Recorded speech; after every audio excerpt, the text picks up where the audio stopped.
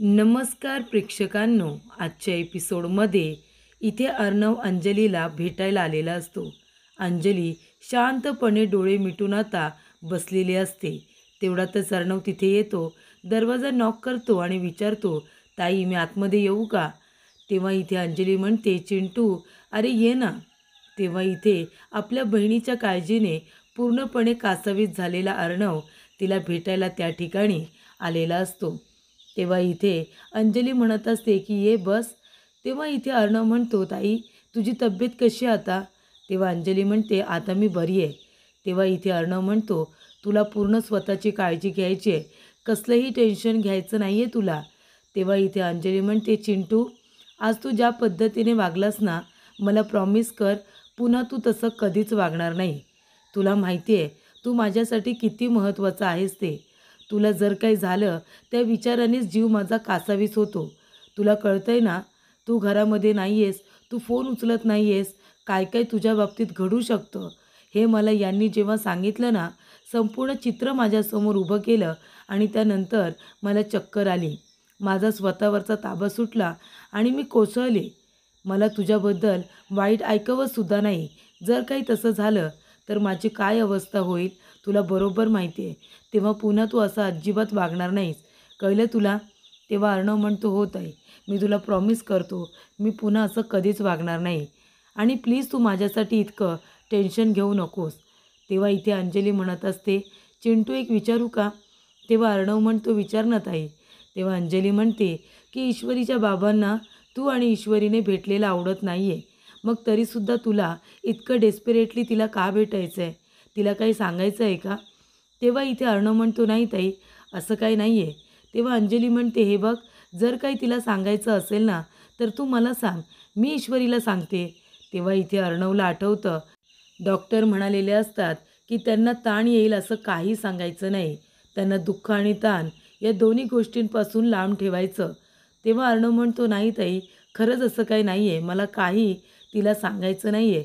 तेव्हा अंजली म्हणते, चिंटू खरंच सांगू, मला माहिती आहे तुला काय सांगायचं आहे ईश्वरीला. तेव्हा अर्णव म्हणतो, काय सांगायचं आहे? तेव्हा अंजली म्हणते, हेच की तुझं किती प्रेम आहे तिच्यावरती. तेव्हा अर्णव म्हणतो, नाही ताई खरंच असं काही नाही आहे, तू प्लीज असा विचार करू नकोस. तेव्हा अंजली म्हणते, तू कितीही नाही म्हणालास ना चिंटू, तरीसुद्धा तुझ्या डोळ्यात दिसतं रे मला, ताई आहे ना मी तुझी. तेव्हा इथे अर्णव म्हणत असतो, बरं ते सगळं जाऊ दे, आज काय तुला माहिती आहे ना? तेव्हा अंजली म्हणते, आज काय? तेव्हा अर्णव म्हणतो, आज रक्षाबंधन आहे, त्याच्यामुळे आज तू मला राखी बांधणार आहेस आणि मी तुला प्रॉमिस करणार आहे, मी तुला नेहमी प्रोटेक्ट करणार ते. तेव्हा इथे अंजली म्हणते, ते तर आहेच, पण तू माझं गिफ्ट आणलेस की नाही? तेव्हा अर्णव म्हणतो, गिफ्ट? तेव्हा अंजली म्हणते, हो आज रक्षाबंधन आहे ना. तेव्हा अर्णव म्हणतो, ताई मी तुझं गिफ्ट विसरेन का? आणले मी तुझं गिफ्ट. तेव्हा इथे अर्णव म्हणतो, बरं ठीक आहे, आज मी कुठेही जाण्याच्या आधी तू मला राखी बांध, आज मला तुझ्या हातून राखी बांधून घ्यायची आहे. तेव्हा इथे अंजली म्हणते, हो मी तयार होऊन खाली येतेच. त्यानंतर प्रेक्षकांनो, इथे अर्णव जाता जाता आपल्या बहिणीकडे मागे वळून बघतो आणि म्हणतो, ताई मी तुला प्रोटेक्ट करणार आहे, त्या राजेश नावाच्या राक्षसापासून मला तुला प्रोटेक्ट करायचं आहे. त्यानंतर प्रेक्षकांनो, इथे ईश्वरी आता बसलेली असते. ईश्वरीला आठवत असतं की कशा पद्धतीने इथे आता संजय काकांनी अर्णवच्या थोबाडीत दिलेले असते. तेव्हा तो प्रसंग इथे आता ईश्वरीला आठवत असतो. तेव्हाच त्या ठिकाणी सुप्रिया आलेली असते आणि सुप्रिया म्हणत असते, ईशू अगं तुझ्यासाठी चहा आणला आहे, चहा घे बाळा. तेव्हा इथे ईश्वरीचं लक्ष नसतं, तिची तंद्री लागलेली असते. तेव्हा सुप्रिया म्हणत असते, ईशू बाळा अगं काय झालं, कसला विचार करतेस? काल जे काही घडलं त्याचाच विचार करतेस का? हे बघ जे काही घडलं ते विसरून जा, त्या सगळ्यामध्ये तुझी खरंच काही चूक नाही आहे. स्वतःला दोष देणं बंद कर, कळतंय तुला? तेव्हा इथे ईश्वरी म्हणते, नाही आई मी कसलाही विचार करत नाही आहे. तेवढ्यातच तिथे संजय काकासुद्धा आलेले असतात. संजय काका म्हणत असतात, सुप्रिया अगं काय आहे, आपल्याला चल लवकरात लवकर गुरुजींना भेटायला जायला हवं ना. आत्ताच माझं गुरुजींबरोबर बोलणं झालं, त्यांनी आपल्याला यायला सांगितलं आहे लग्नाच्या मुहूर्तासाठी, तेव्हा लवकर जाऊया आणि लग्नाचे मुहूर्त काढून येऊया ना. तेव्हा सुप्रिया म्हणते, हो ठीक आहे, मला जमलं नाही तरीसुद्धा तुम्ही जा आणि लवकरच लग्नाचा मुहूर्त काढा. तेव्हा इथे संजय काका म्हणत असतात, इशू बाळा, मी हे जे काही करतोय ते तुझ्यासाठी करतोय. तुला माहिती आहे ना, लवकरात लवकर लग्नाचा मुहूर्त काढला की राकेशजींचं आणि तुझं लग्न होईल. राकेशजी खरंच खूप चांगले आहेत, बरोबर ना? तेव्हा इथे संजय काका म्हणतात, मी आत्ताच गुरुजींकडे जातोय आणि लवकरात लवकर तुझ्या आणि राकेशजींच्या लग्नाचा मुहूर्त काढतोय. पण तू आता तो अर्णव राजे शिर्के आहे ना, त्याच्यापासून लांब राहायचं. त्याला जी काही अद्दल घडवायची होती ती काल मी घडवली. आता तो पुन्हा तुझ्या वाट्याला जाणार नाही. तेव्हा इथे ईश्वरी म्हणत असते, बाबा तुमचा काहीतरी गैरसमज होतोय. अहो अर्णव सर असे नाही आहेत, ते कधीच कुणाच्या वाट्याला जात नाही. तेव्हा इथे संजय काका म्हणतात, हे बघ, मी जो काही विचार करतोय, मी जे काही निर्णय घेतोय ते तुझ्या भल्यासाठी घेतोय. इतका तरी विश्वास आहे ना तुझा आपल्या बाबावरती? तेव्हा इथे ईश्वरी म्हणते, हो बाबा, माझा तुमच्यावरती पूर्ण विश्वास आहे. तेव्हा इथे संजय काका म्हणतात, म्हणूनच मला लवकरात लवकर मुहूर्त काढून तुझं इथे चांगल्या मुहूर्तावरती राकेशजींबरोबर लग्न लावून द्यायचं आहे. तेव्हा इथे आता संजय काका म्हणतात, आणि आज तू क्लाउड किचनला सुद्धा जायचं नाही, काही गरज नाही आहे. तेव्हा इथे ईश्वरी म्हणते, ठीक आहे बाबा, तुम्ही म्हणाल तसं. त्यानंतर प्रेक्षकांनो, ईश्वरी म्हणते की आता बाबा मला क्लाउड किचनमध्ये सुद्धा जाऊ देत नाही आहेत, आता मी काय करू? त्यानंतर प्रेक्षकांनो, इथे आता अर्णव बॉलबरोबर खेळत असतो. रागाने त्या बॉलला मारत असतो आणि एका बाजूला जे काही इथे आता राकेश त्याला म्हणालेला असतो ते सुद्धा आठवत असतं. राकेश म्हणालेला असतो, अरे तू जर माझा गळा दाबलास, तू जर मला मारलंस, तर तुझी ती मूर्ख बहीण, साधीभोळी बहीण, तिचं काय होईल? ती सुद्धा मरून जाईल ना. आणि एवढंच बोलून तो गप्प बसत नाही. तो म्हणतो, आणि तुझी ती लाडकी मी सिंदूर आहे ना, तिलासुद्धा लवकरच मी माझं करेन, माझी होणार आहे ती माझी.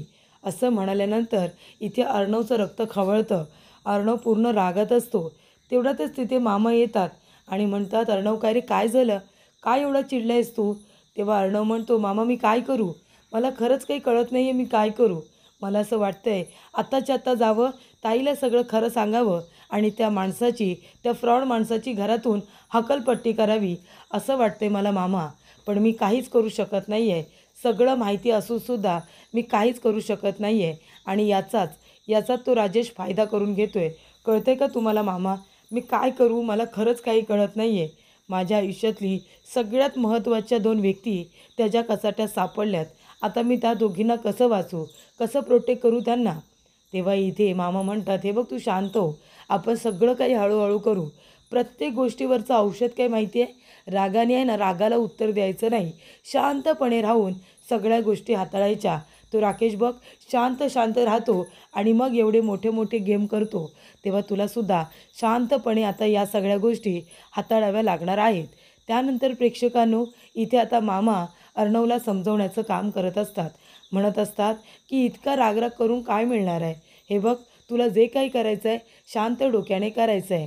तेवढ्यातच इथे आकाश येतो. आकाश दरवाजा नॉक करतो. तेव्हा मामा जातात, दरवाजा उघडतात. तेव्हा आकाश येतो आणि म्हणतो, दादा, अरे खूप मोठा प्रॉब्लेम झाला आहे. तेव्हा मामा म्हणतात, काय झालं आहे? तेव्हा आकाश म्हणत असतो की बेंगलोरला आपल्या इथे सात्विक फॅशनवरून लीगल केस सुरू आहे. तिथे खूपच जास्त आता क्रॅशेस होत आहेत. त्याच्यामुळे मी जाऊन काही होणार नाही आहे. तिथे दादाला जावं लागणार आहे. त्याच्यामुळे लवकरात लवकर दादाला बंगलोरला जावं लागेल. तेव्हा इथे मामा म्हणतात, नक्की काय काय झाले तिथे आकाश, मला सांगशील का? तेव्हा आकाश म्हणतो, बाबा अहो आपण सांगून काय होणार आहे? तिथे दादाला जावं लागणार आहे. तेव्हा मामा म्हणतात, अरे हो, दादा तिथे जाईल, पण नक्की तिथे काय काय घडलं आहे हे तर मला कळू दे ना. तेव्हा इथे अर्णव म्हणतो, आकाश तू मामाला सगळ्या गोष्टी एक्सप्लेन कर ना. नेमकं बेंगलोरला काय काय घडतंय ते तरी कळेल ना. तेव्हा इथे आकाश म्हणतो, ठीक आहे बाबा, मी तुम्हाला स्टार्टिंगपासून सांगतो. तेव्हा इथे आता बेंगलोरला सात्विक फॅशन यांची लीगल केस कशा पद्धतीने चालू आहे, तिथे कशा पद्धतीने क्रॅशेस सुरू आहेत, हे सगळं आता आकाश मामांना एक्सप्लेन करतो. जेणेकरून इथे मामांना त्या सगळ्यातून एक मार्ग काढायचा असतो आणि म्हणूनच त्यांना नेमकं तिथे काय काय चाललं आहे हे जाणून घ्यायचं असतं. आणि मामांनी आपल्या डोक्यामध्ये प्लॅनिंगला सुरुवात केलेली असते. त्यानंतर प्रेक्षकांनो, इथे ईश्वरी म्हणत असते, ताई तुला जसं वाटतंय तसं खरंच काही नाही आहे.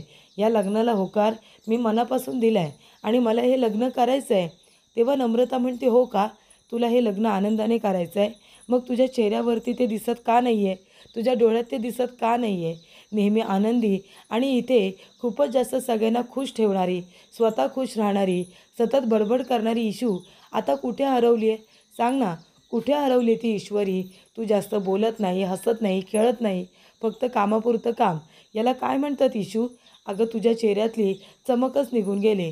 तुझ्या डोळ्यात सतत एक काळजी, टेन्शन, कन्फ्युजन दिसत असतं. अगं तुझ्या डोळ्यामध्ये जी चमक होती तीच निघून गेली आहे गं. मग आता हे सगळं काय आहे ते तरी सांग. तू जर एवढी आनंदी आहेस हे लग्न करण्यासाठी, तर तुझ्या चेहऱ्यावरती तो आनंद मला तरी दिसू दे. तेव्हा इथे ईश्वरी म्हणते, ताई प्लीज तू उगाच आहे ना काही बोलू नकोस. मी सांगते ना, मला हे लग्न खरंच मनापासून करायचं आहे आणि म्हणून मी परवानगी दिली, बाकी काही नाही. तेव्हा नम्रता इथे म्हणत असते, इशू तू आता तुझ्या ताईपासून लपवायला लागली आहेस का गोष्टी? तू माझ्यापासून किती खोटं बोल गं. मला सगळं कळतं. माझ्या बहिणीच्या नजरेत जेव्हा मी बघते ना, तेव्हा मला सगळ्या गोष्टी लक्षात येतात. तेव्हा नम्रता म्हणत असते, इशू हे बघ, तुला राकेशजींबरोबर लग्न नसेल करायचं तर नको करू. तुला अर्णव सरांबद्दल जे काही वाटतं ते तू त्यांना सांग ना. तेव्हा ईश्वरी म्हणते, ताई हे बघ असं काही नाही आहे. तुला जे वाटतंय ना, तुला जे माझ्या तोंडून ऐकून घ्यायचं आहे तसं खरंच काही नाही आहे. तेव्हा नम्रता म्हणते, हो का? म्हणजे मला हे सगळं ऐकून घ्यायचं आहे. तुला तसं काहीच वाटत नाही आहे का? सांग ना मग इशू, जेव्हा इथे बाबांनी त्यांच्या थोबाडीत दिली तेव्हा तुला वाईट नाही वाटलं? तुझी काय अवस्था झाली होती हे मला माहिती नाही आहे का? बरं तेवढंच जाऊ दे. बाबांनी जेव्हा अर्णव सरांचा नंबर ब्लॉक केला तेव्हा तुला वाईट नाही वाटलं? सांग ना, म्हणजे तुला खरंच काहीच फरक पडत नाही आहे का त्यांच्याबद्दल? तेव्हा नम्रता म्हणत असते, हे बघ इशू, अजूनही वेळ गेलेली नाही आहे. प्रत्येक गोष्टीला युटर्न नसतो.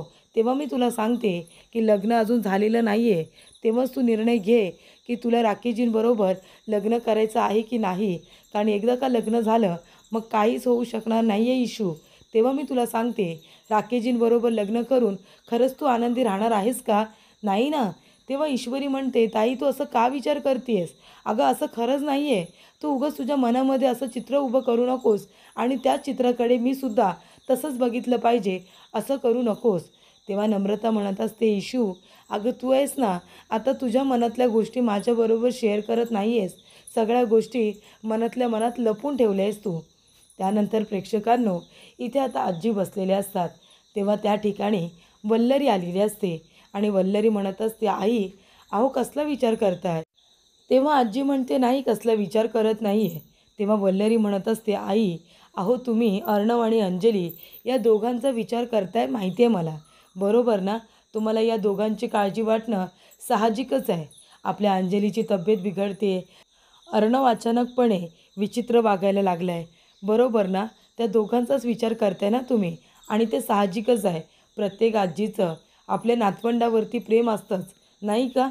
तेव्हा इथे आता वल्लरी म्हणत असते, पण आई तुम्हाला पण माहिती आहे आपल्या अर्णवच्या बाबतीत गोष्टी कशा पद्धतीने घडत गेल्यात आणि त्याच्यामुळेच आपला अर्णव असा आता वागत गेला आहे, असा बनत गेला आहे. बरोबर की नाही? म्हणून मला असं वाटतं की अर्णव पुन्हा पूर्वीप्रमाणे वागायला नको, पूर्वीप्रमाणे राहायला नको. तो जसा आता होता, काम, आनंदी, आपल्याजवळ बोलणं चालणं, तो तसाच असला पाहिजे असं मला वाटतं.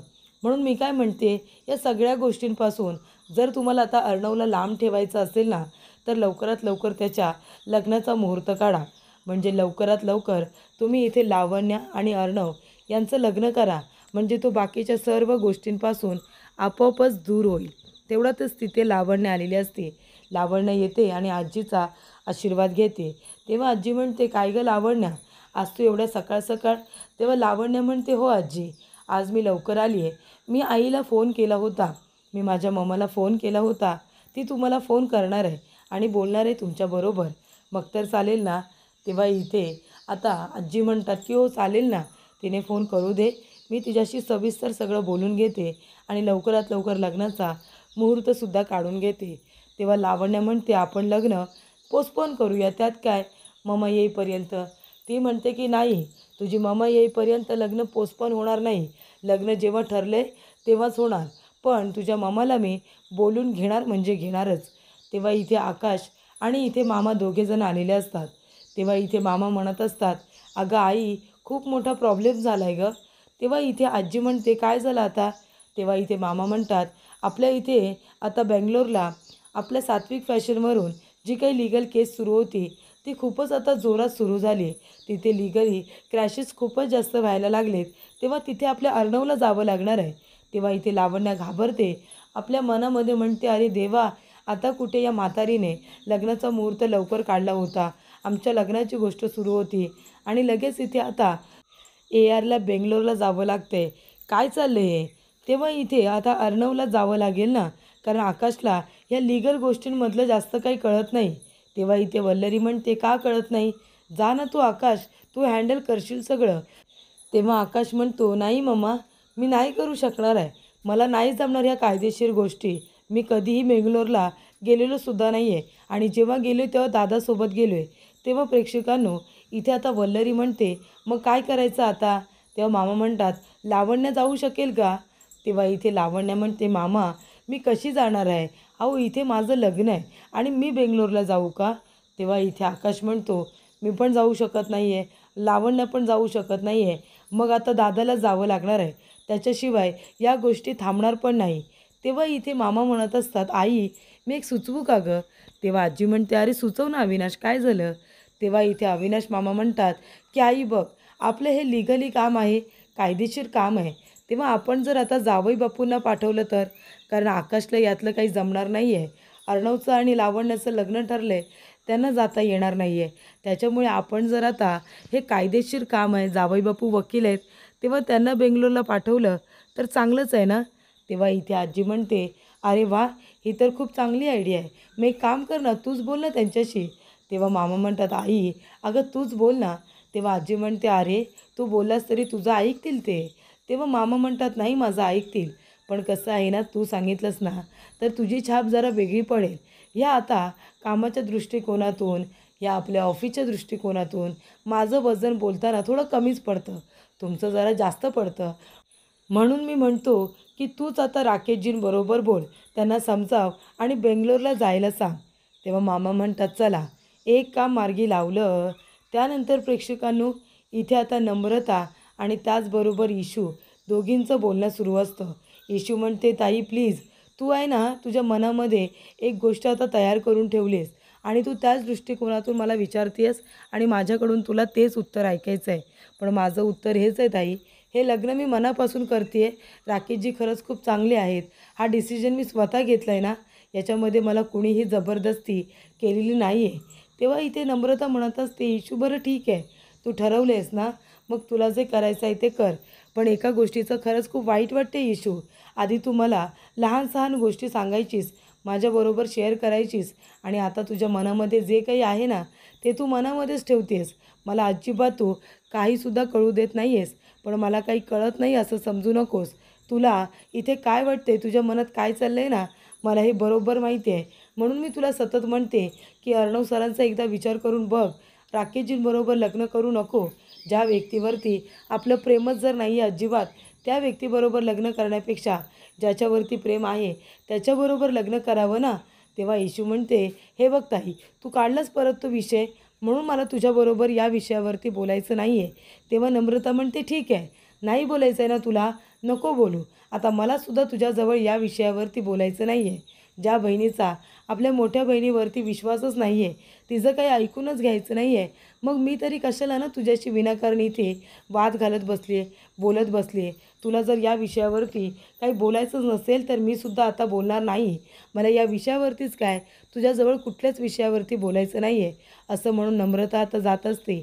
इशू म्हणत असते, ताई अगं असं नाही आहे, प्लीज ताई ऐकून घे ना, खरंच असं नाही आहे, मी इथे खुश आहे अगं, असं ती आता म्हणत असते. पण तिच्या डोळ्यातलं सगळं काही अश्रू सांगून जात असतात. त्यानंतर प्रेक्षकांनो इथे आता पुढील भागामध्ये आता रक्षाबंधनचा दिवस, बहीण आणि भावाच्या सुंदर नात्याचा दिवस. तर इथे आता अर्णवला राखी बांधण्यासाठी अंजली तयार होऊन आलेली असते. तेव्हा अंजली इथे आपल्या भावाचं औक्षण करते, त्याला ओवाळत असते. त्यानंतरला अर्णवच्या हातामध्ये ती राखीसुद्धा बांधते. राखी बांधल्यानंतर इथे अर्णव आता आपल्या मनामध्ये म्हणत असतो की ताई, मी तुला प्रॉमिस करतो, मी तुला त्या नराधमापासून प्रोटेक्ट करणार आणि तिच्यासाठी गिफ्टसुद्धा आणलेलं असतं. तर इथे आता आजी म्हणत असतात, जावई बापू, बेंगलोरला आपलं एक कायदेशीर काम आहे, लीगली काम आहे, एक लीगल केस सुरू आहे. तेव्हा तुम्ही बेंगलोरला जाल का आणि ती सगळी परिस्थिती तुम्ही हाताळाल का? तेव्हा इथे आता अविनाश मामासुद्धा तिथे येतात. तेव्हा राकेश म्हणत असतो, पण अंजलीची तब्येत ठीक नाही आणि तुम्ही मला इथे आता बेंगलोरला जायला सांगताय. तेव्हा अविनाश मामा म्हणतात, अहो असं काय करताय जावे बापू, इथे अंजलीची काळजी घ्यायला आम्ही सगळेजण आहोतच ना. आम्ही अगदी व्यवस्थित काळजी घेऊ. आता तुम्ही वकील आहात, कायदेशीररित्या तुम्हाला आमच्यापेक्षा जास्त ज्ञान आहे. तेव्हा तुम्ही गेलात तर सगळ्या गोष्टी कशा सुरळीत होतील. तेव्हा इथे आता राकेश नाही म्हणत असतो, पण इथे आजीला जास्त नाही तरी कसं म्हणणार. तेव्हा तो म्हणतो, बरं ठीक आहे, मी जातो. तेव्हा इथे मामा म्हणतात, मग काय, अहो वकील आहात तुम्ही, तुम्ही जर गेलात ना सगळ्या गोष्टी अगदी सुरळीत होतील. त्यानंतर प्रेक्षकांनो इथे संजय काका येतात आणि म्हणत असतात की मी गुरुजींकडून मुहूर्त काढून आलो आहे. त्यांनी 4-5 मुहूर्त काढून दिलेत आणि मी त्यातला एक फायनलसुद्धा केला आहे. तेव्हा इथे नम्रता म्हणते, किती दिवसानंतरचा लग्नाचा मुहूर्त काढला आहे बाबा? तेव्हा संजय काका म्हणतात की इथे 15 दिवसानंतरचा लग्नाचा मुहूर्त आहे. 15 दिवसानंतर आपल्या ईशू आणि राकेशजींचं लग्न होणार हे कन्फर्म झालेलं आहे, असं संजय काका म्हणतात. तेव्हा इथे ईश्वरीच्या चेहऱ्याचा रंगच उडतो.